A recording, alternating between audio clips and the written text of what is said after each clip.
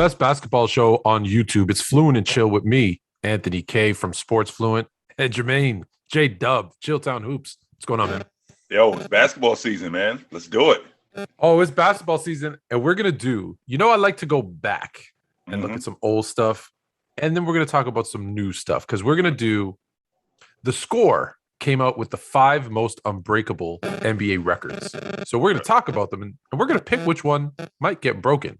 And then we're going to play a little game about contenders and pretenders because the teams we thought were going to be at the top of the standings, they're not quite ready yet to take not so much hold of that. But not there's so some much. Teams that maybe are surprising us a little bit and playing really well early. So we're going to find out who's for real and who's not. Okay. So let's jump in. If you haven't already done so, there's a subscribe button. There's a reminder button. You need to hit those. You need to follow me, sports_fluent on IG, Twitter, and TikTok, and then Chilltown Hoops. Guys, subscribe and follow. That's all we ask. That's how you support us without giving us money. Now, if you want to give us money, hey, just let us know. We'll take it.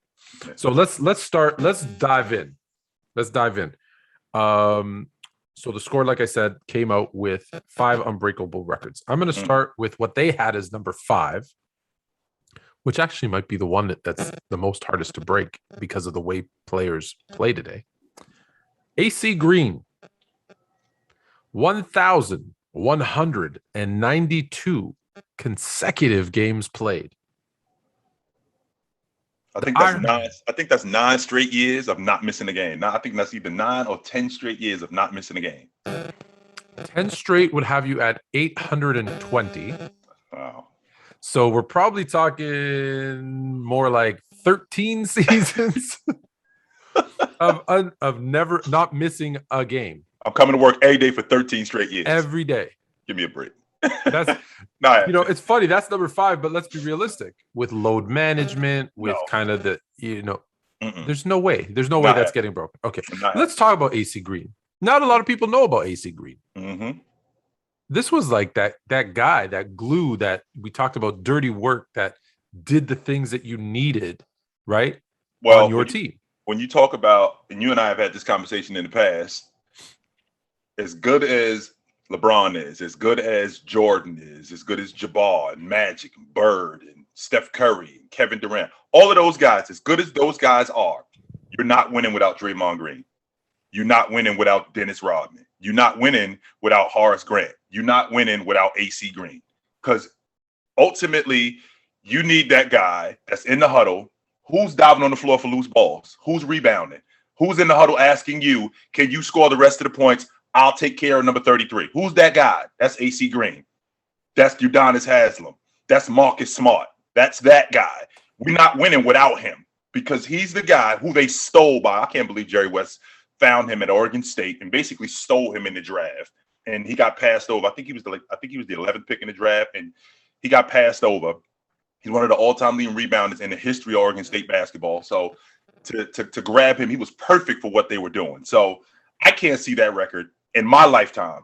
I doubt very seriously that record would be broken. Talking almost 13 straight years, telling to come to work every day. And I don't know who the leader is right now. But I guarantee you, they're probably not even halfway there. I'll look it up before this episode is over. I doubt who's kind of the leader right now in terms of consecutive games. But I would be surprised if it's over 600. I'd be surprised. I doubt it. All right, the next one on the list. Now this one, I'll be honest. I like this record, but I could see this one being broken. But let's. It's my beloved Lakers. Most consecutive games won. 33. It was set in. The record has stood since 1972. That doesn't sound right. 33.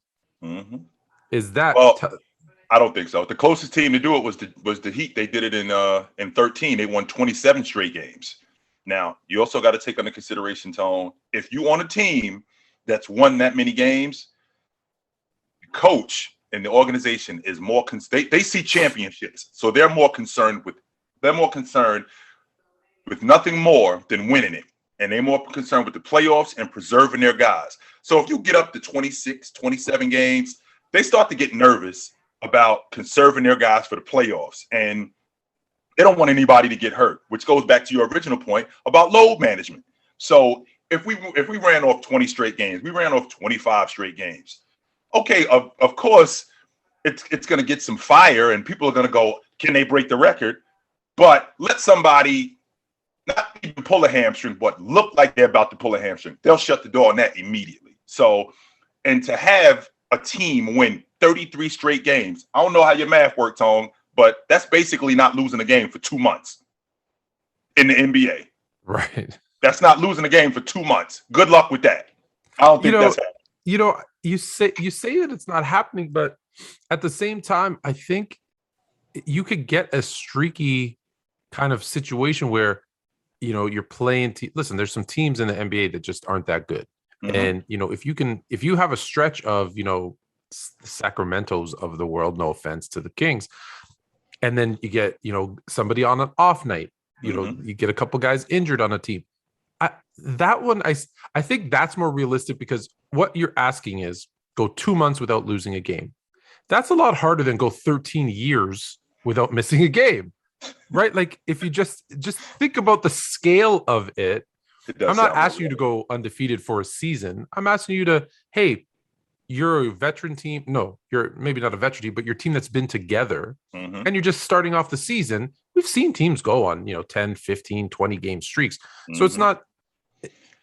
When you put it in that context, Tony, right? It does sound more realistic. It's more realistic. I'm not saying it's going to happen, because let's be honest, it does sound more realistic. Listen, it's been around for 50 years. It's been a record for 50 years for a reason. Right. But just think about this. You have a team that had lost 9 games in the whole entire regular season.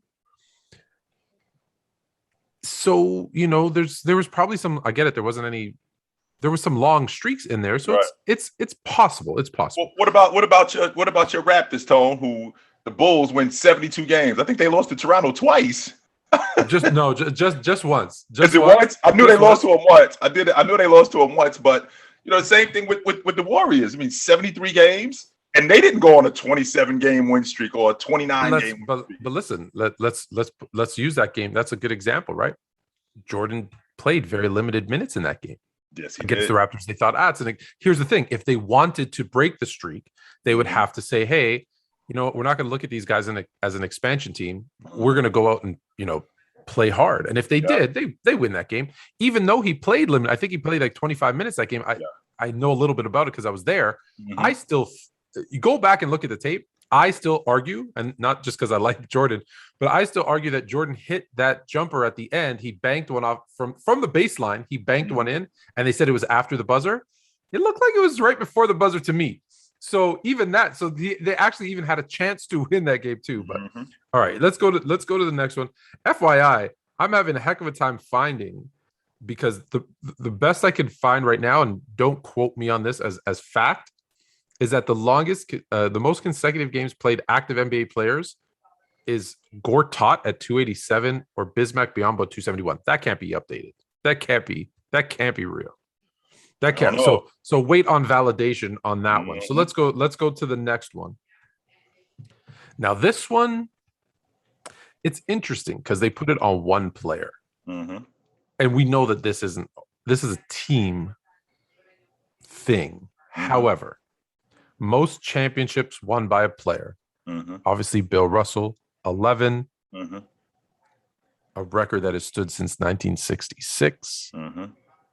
DC, unless Robert Horry comes out of retirement and joins the Lakers, there's no one even close. Like, of active players, I don't know if you know this. Of active players, do you know who's number 1 with most championships? Active players, number 1 with most championships. That's a good one. That's a really good one. Active players. I'm stumped. He's your guy. You have him number 1. It's not James. It is James. It is James with 4? With 4. Okay. Do you know who's number 2? That's what I'm saying. I'm thinking of a guy that's been sitting on somebody's bench. Been hanging around. Exactly. I'm thinking of a guy who's been sitting on somebody's bench. He's been hanging around. He's got like 5 or 6 championships. I'm gonna kill you with number 2.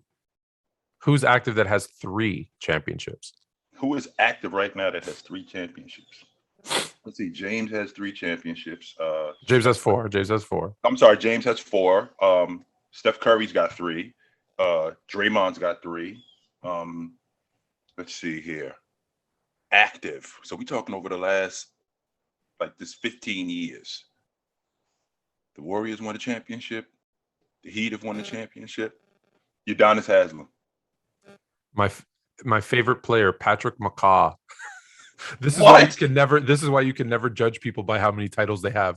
Patrick McCaw has 3 NBA titles because he won 2 with the Warriors, and then he went and he was on the Raptors 19 team.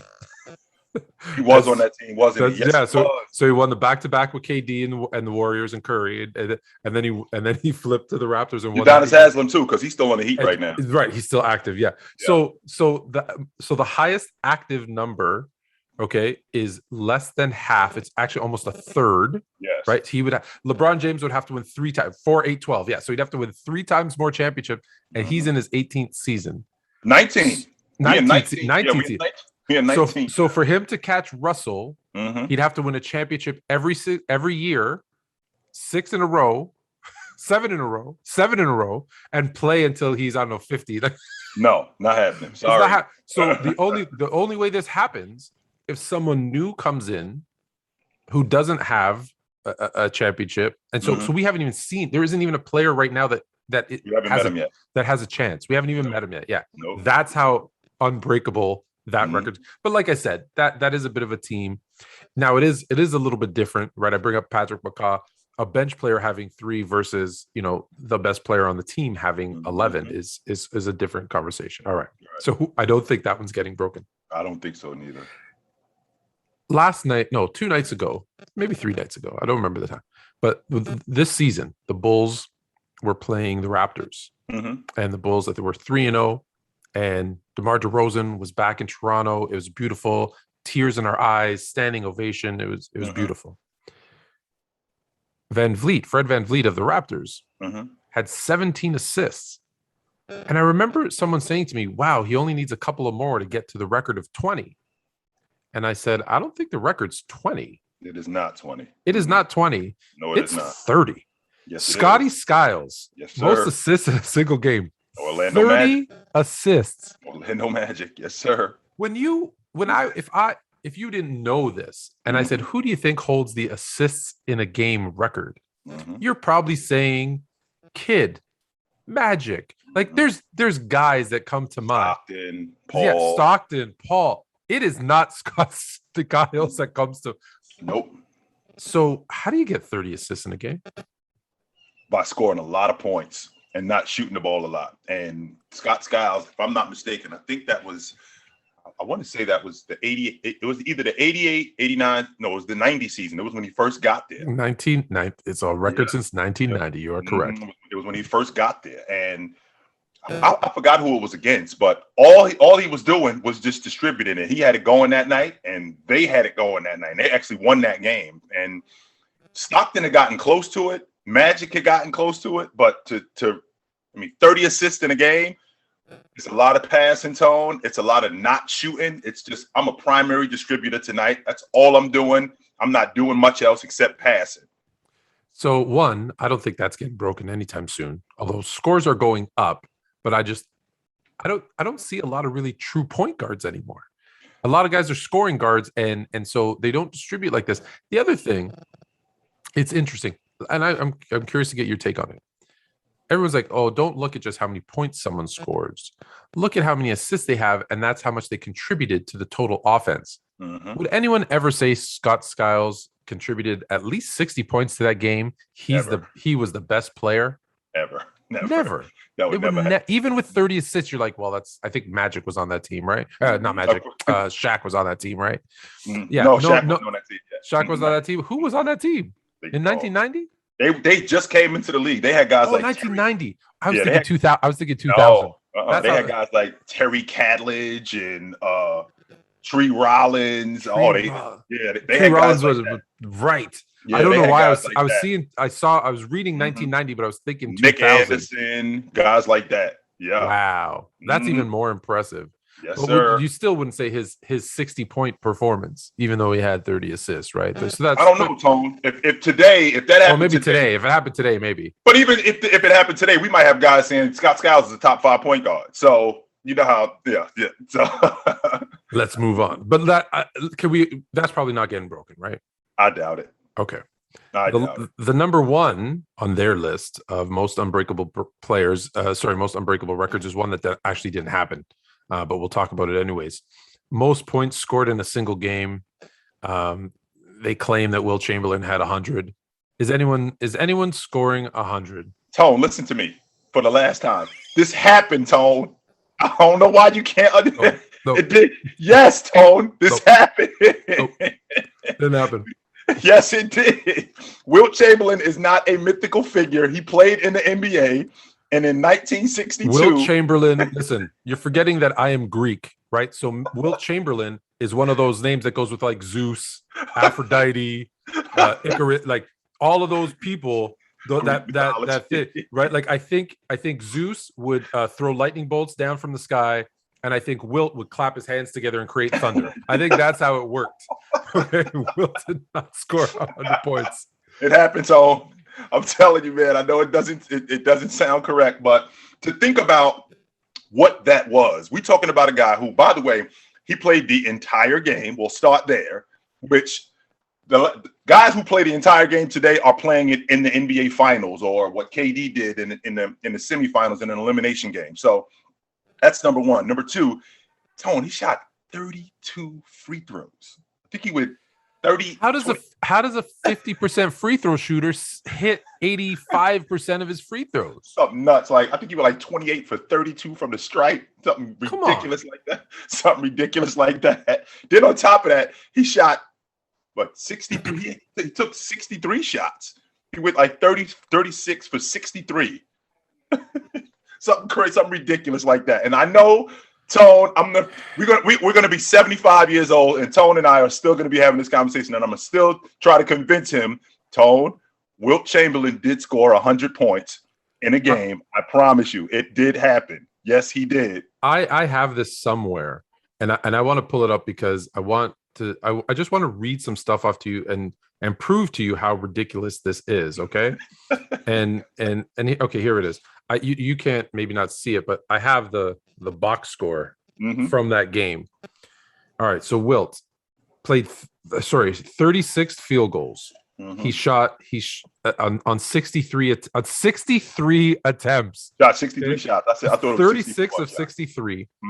He went 28 of 32 from the free throw line. 32 times he went to the stripe. Yeah, and obviously had 100 points in 169-147 win against the New York should have lost their franchise Knickerbockers just for that game. Right then and there, Tone, they out. They gotta go. They're out. They're like you get demoted from the Premier League to the Championship League, and you got to work your way back up. Bye. And listen, I this is what I find: 4,124 people in attendance. Why is it 50,000 people tell me they were there? That's one of the most ridiculous things that I've heard too. I've always heard stories. I was there that night. I was sitting there, but no, you weren't there. Okay, first and foremost, it was in 1962, which was 60 years ago.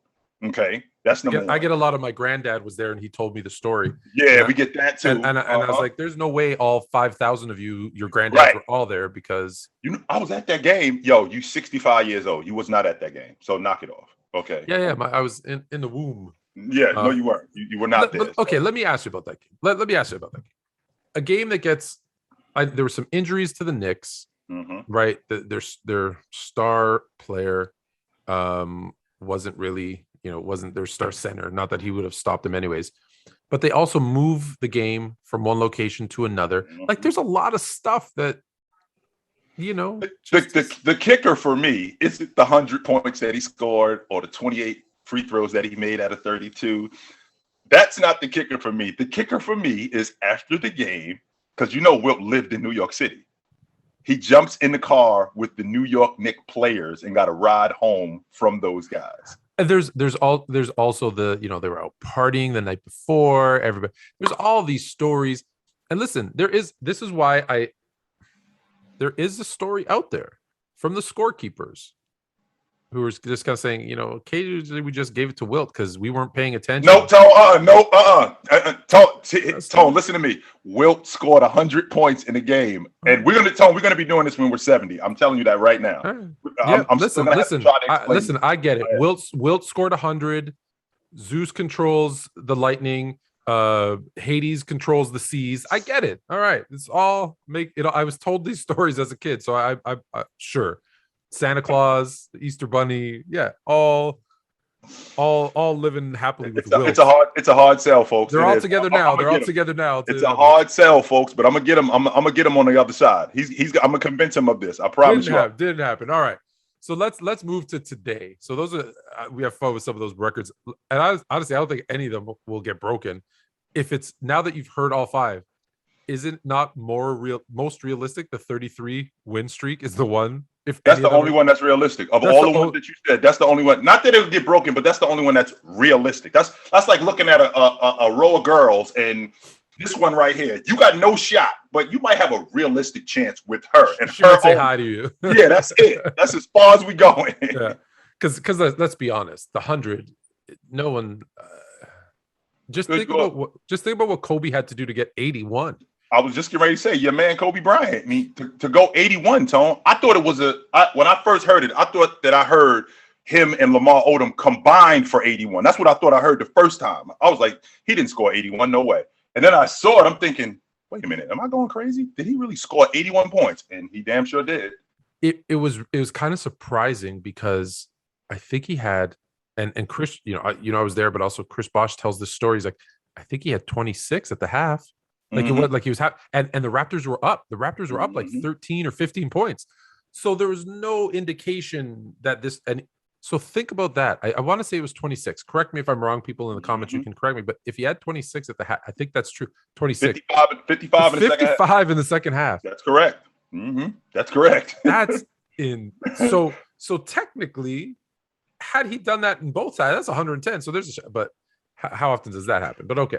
So let's go to contenders or pretenders. I'm going to spit out a name to you, a team that's doing better than we thought. Not to say we thought they were going to be trash. It's just they're doing better. The Chicago Bulls are 4-0.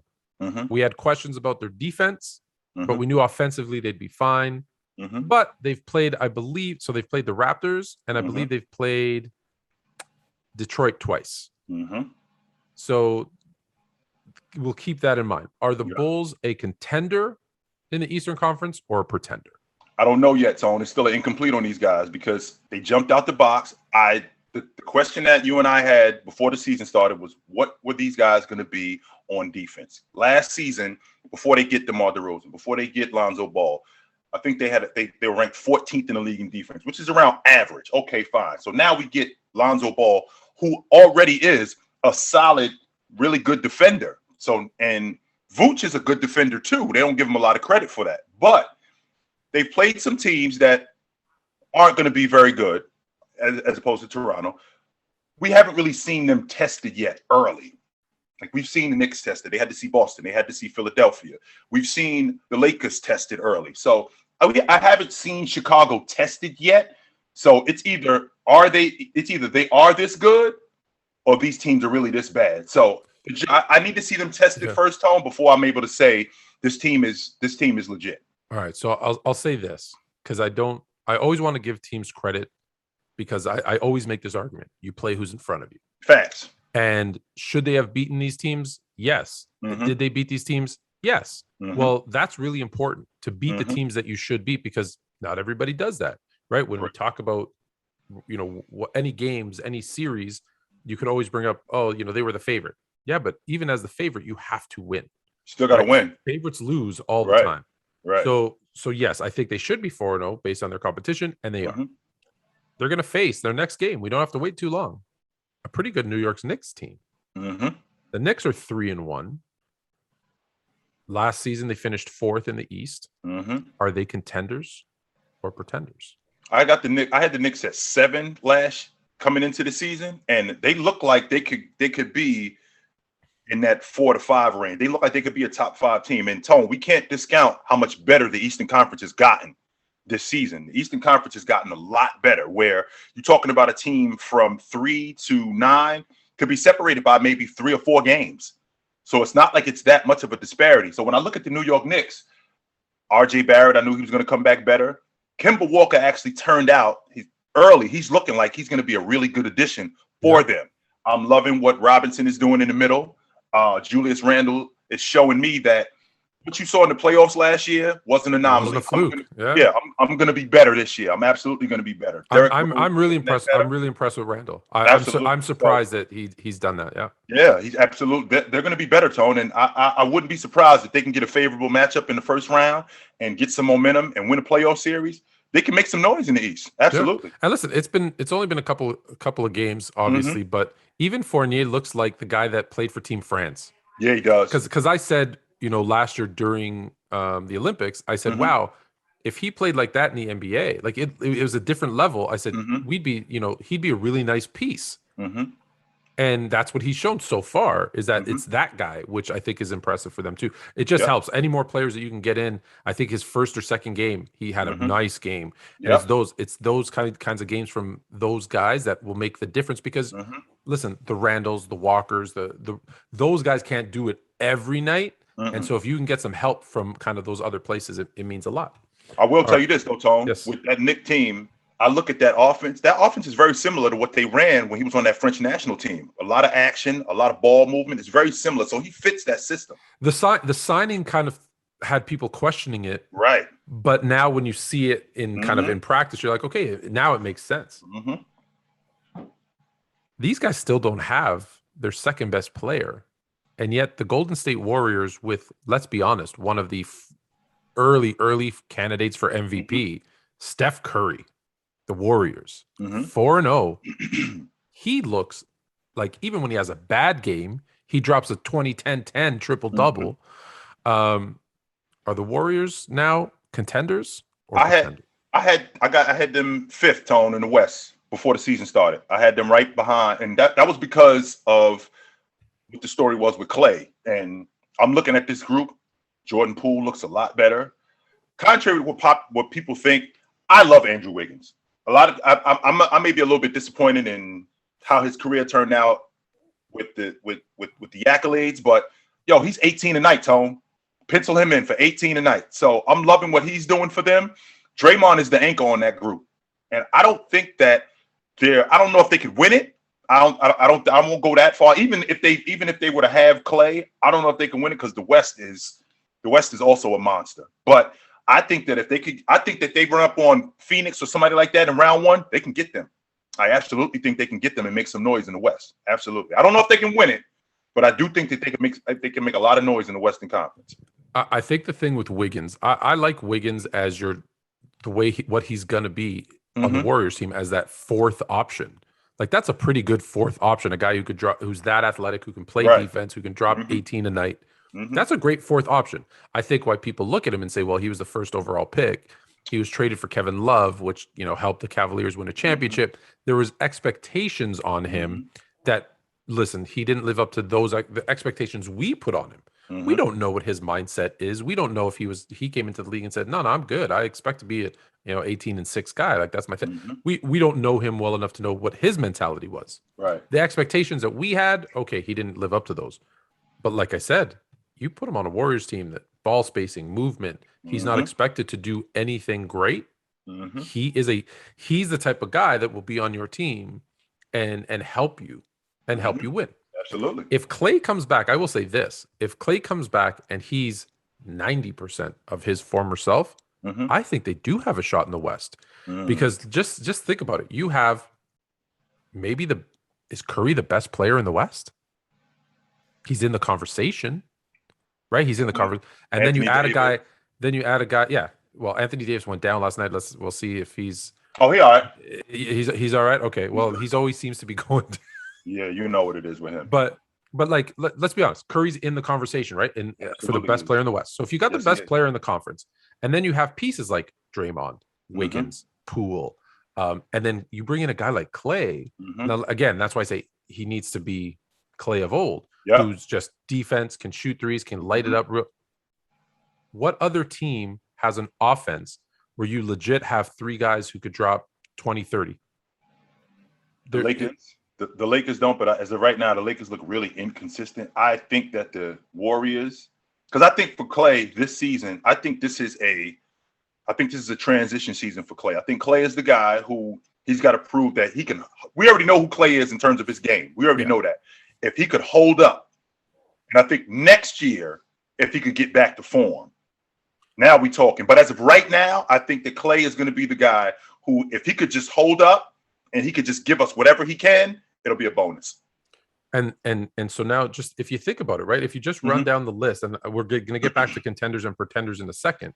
But if I just go Western Conference, Utah is nice, but they don't have the firepower of the Warriors. No, they don't. Right, once Clay is back. Dallas, no. You know how I feel about Dallas. Me too. Minnesota, and I'm just going down the list of who the standings now. I get it. Denver. It depends when Murray gets back. Murray's still out. Well, the Lakers, we've said, are inconsistent. The Clippers are missing Kawhi. Sacramento is Sacramento. No. Portland, we've said, is long time done. They need to stick a stick of dynamite in there and just blow that thing up. Yep. Phoenix, okay, but still Phoenix. Who knows? Is the Ayton contract thing, is that causing any issues there? We don't know. We don't have to worry about New Orleans, Houston, San Antonio, Oklahoma City. So really, like I said, there's 3 or 4 teams that are probably better teams today, but none of them can score with the Warriors. Right. Not one of them. Right. So, this was supposed to be the Lakers, year. They brought in everybody. They brought in the all-star team, and they were going to run away with it. Yep. Looked inconsistent. Russ has looked great. I think 33 the other night. But that's what I'm saying. Clay is that piece that if he comes back, and as I said, 90%, they have a legit shot at the West, which I would have not believed if you said that to me 2 years ago. I would have been like, no, the Warriors, their window's closed. Yeah. They're sticking their hand in there. They're not letting it close completely. I mean, the second best player out for 2 years. Absolutely. Yeah, I can get. All right. So let's go. So I mentioned Utah in the West, who's also undefeated, 3-0. Are they the best team that no one talks about? They're always. Absolutely, Tone. They're always the best team that nobody talks about. You know how I feel about Rudy Gobert and Donovan Mitchell. I love that team. I think the problem that they had last year that they don't have this year, Mike Conley's healthy. If he could stay healthy, if he could stay healthy and be that primary distributor that he is and have Mitch play off the ball a little bit more, because I think that they have their wing players. I think they got their wing defenders. I like O'Neal as a wing defender. I'm loving Clarkson coming off the bench. I'm loving Ingles coming off the bench. I'm loving this unit, Tone. It's just the problem that we're having is they get some pretty bad matchups. Like last season, I thought that the Jazz, I think you and I had this conversation. I thought that the Jazz Clippers winner wins the Western Conference. And if Leonard doesn't get hurt, they beat Phoenix. I'm pretty confident in that. If he doesn't get hurt, I think that they beat Phoenix. And I think that the Jazz are a legit contender. I got them finishing in first place in the West. I can't argue any of those points because everything you meant was legit and true. And listen, that's why they brought Conley in, right? To be that guard, defender, distributor, kind of run the offense. So he's important. Look, I'm not going to compare him to Chris Paul, but they brought him in to kind of do the same thing that Chris Paul was brought in to do in Phoenix. Right? Get the younger guys, mature them, keep the offense flowing, keep everybody's kind of, be that guy to kind of that leader. The leader doesn't have to be. We always make this misconception that the leader of the team is the best player. And that's not true. It's not the best player. Conley is that's what he needs to do. And right. He needs to be healthy to do it. Okay. So I think we're on. So we talked about Chicago, Golden State, Utah, New York. The last one, because I think we agree Milwaukee's a legit one, right? Like I don't think we need to discuss them. So the other surprise team, and they just lost their first game to maybe the best player who's the worst executive in the history of basketball. The Charlotte Hornets are 3-1. Are they? I know you like their offseason kind of what they did. Are they contenders though, or pretenders? I think they're a few years away from challenging for the Eastern Conference Championship, but they are going to make some noise. And the linchpin on that team, Tone, is Gordon Hayward. If Gordon Hayward could stay healthy, because he was the difference last year in them making the playoffs, and then he ended up missing some time. And with him missing time, they ended up falling out of the mix. Miles Bridges clearly has shown that he's working on his game and he's gotten much better. I can go on and on because I'm developing a man crush on LaMelo Ball. Slowly but surely, Can I tell you something? The whole Ball family, obviously because of LeVar, rubbed me the wrong way coming out with Lonzo. And I didn't want to like LaMelo, just honestly because of his dad. It's like, I don't want. He's a professional. Like, they talk really, like, his teammates love him. There's no kind of he's this, arrogant, cocky. I don't hear any of that, which is just there's no bravado with him. There's no bravado with him. And with that being said, Tone, I think Jordan got it right. I think he got his franchise player with him, and it's now time to build around him. Terry Rozier needs to play better. Like I said, I'm loving what Miles Bridges is doing. I just like what this unit looks like. If Gordon Hayward can stay healthy and these guys can hold it together, I think that they're a playoff team. I don't think they contend for the Eastern Conference Championship, but I absolutely think that they're a playoff team. I mean, LaMelo Ball, he's going to be one of the better lead guards in the game. No question in my mind. Do you is this, well, let me ask, I'm going to throw some numbers at you and tell me if it's sustainable. So Bridges, as of right now, is averaging 25 and 8.5 rebounds a game. I don't think so. Okay. I got him at around maybe 19, 20 a game. I think he can do that. I think that's legit. Ball as averaging just shy of 23 a game and just shy of 7 assists. I think that's legit, Tone. I think he could be a 22 and 8 guy. I think that's legit. And then Hayward, 17 and 5 for Hayward. Back in the day, you would have thought it would have been more, but based on all the injuries and stuff, I think 17 and 5 is realistic for him, right? Not only is that's the difference in them making the playoffs, and because you lose 18 a game with that group, to lose 18 a game, they can't sustain that. All right, so we have them as maybe not contenders today. No, not today, but a good foundation moving forward. Yes, sir. All right, so that's it for Fluent and Chill, the NBA edition. We'll do the NFL edition. That'll be out on Friday. I want to throw just this weekend. I'm pulling up some matchups that we have. So this weekend, we talked about Chicago and New York, and that being Chicago's really their first test. What do you think? I'm just giving you two games. Chicago, New York. Do you think Chicago shows us that they're legit and they beat the Knicks, or do you think the Knicks kind of announce their presence with authority? Well, the Knicks have already. I think the Knicks have already done that. They handled Boston the way they did, and then they handled Philadelphia last night. And for them to handle, if they can handle Chicago, which the way they're playing, I think they very well could. I think that they will. I think if they can beat them, I think that they will announce themselves as a legit contender in the Eastern Conference. And I know it's early, Tone. Yeah. I don't like doing this early, but for the Knicks to do that, they'll make a huge statement by saying that, we're going to be around for a while, so you better get used to seeing us. You mentioned they beat the Celtics, and I wasn't going to talk about the Celtics, but the Celtics seem real inconsistent. Yeah, they do. Losing to the Raptors the way they did, losing to the Knicks the way they did, then they get, they're I think they're 2-2. They got 2 wins. Did Jaylen Brown? I still, I've said this before. I think they should have gotten rid of Marcus Smart and built pieces around these two guys. But are Jaylen Brown and Tatum too similar? I don't know if they're too similar, Tone, but what it looks to me like can they coexist, I guess? Well, that's where I was going, because it looks like there's some roles that are trying to be figured out. It looks like some guys that they haven't figured out exactly, what my job is. What we already know what Robert Williams already knows what his job is. Richardson knows what his job is. Schroeder knows what his job is. But we got some guys. Pritchard knows what his job is. We still have some guys on the unit that we got some roles that need to be figured out, and that looks like that's going to take some time. I think that's what's holding them up. Do you think they figure it out? I do. Or is this like, has your opinion of, I think you had them 4 or 5 somewhere in there. I got the Celtics at 5. At 5. Has that changed at all? Do you still have them, or do you think they've slipped down? I still got them at 5. Absolutely. At 5? Okay. That Knick game, I mean, Tatum, he was terrible. He was terrible in that game. So the game I'm watching tonight is gonna be the Heat and Nets. I'm liking that. Absolutely. I'm liking that matchup, and I'm liking that matchup because it's a great test defensively for Miami. Because I think right as of right now, Tone, I think Miami is, I think they second or third in the league in defense. I think that I always thought before the season started, you and I had this conversation, I thought they were going to be a top 5 team. That's going to be their staple as defense. Yes, for absolutely.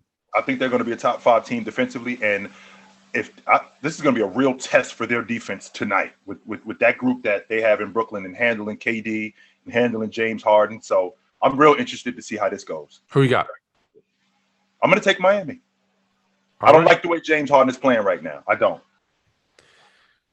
I was gonna talk about my fantasy team because I'm be honest to everybody out there. The first 3 rounds, I forgot that the draft was going on. I was busy and it auto drafted, and I have James Harden on my team, so I would like him to have a really big season. I actually also have Gordon Hayward. Based on you saying if he's healthy, he's going to ball out. So I picked him up very late, obviously. But anyways, all right. So that's it for this week. Like I said, make sure to follow, subscribe, do all those things that you do. Sports Fluent, Chilltown Hoops. I think you're over here, actually. All right. So until next week. Take it light. Take it. No, that's my favorite.